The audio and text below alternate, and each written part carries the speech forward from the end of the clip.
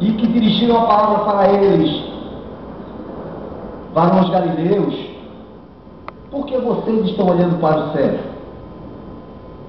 Eu quero crer que os anjos queriam dizer para eles assim: por que vocês estão abismados? Ele não falou que mandaria o Espírito Santo?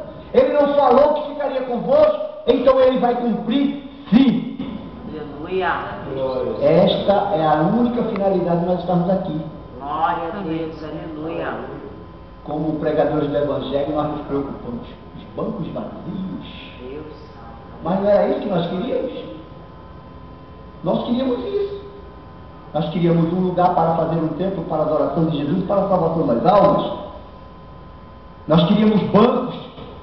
Nós queríamos luzes, lâmpadas.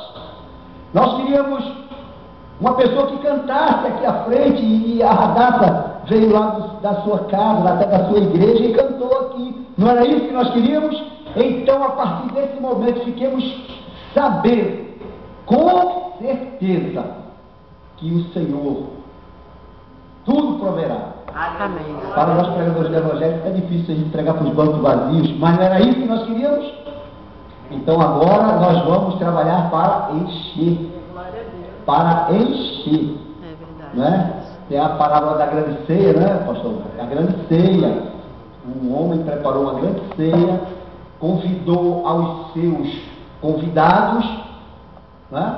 Aqueles que ele tinha consideração, e chegou um momento da festa e não veio nenhum convidado. Todos estavam com problemas.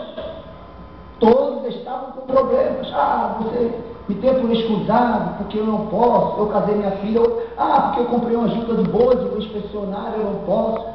E assim a casa estava completamente vazia. Então o dono da casa chamou os seus servos e disse: saí pelas favelas, pelos valados, pelos becos, e tragam os coxos, os mancos, os aleijados, todos que têm problema, tragam, para que a minha casa se enche. Aleluia. Isso é uma palavra dura, né? Mas é isso. Então o irmão Jorge falou aqui: nós temos esse desejo de ver a casa cheia, e nós vamos vir. Amém.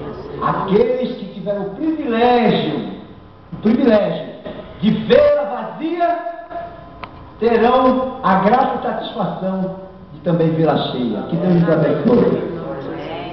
Aleluia.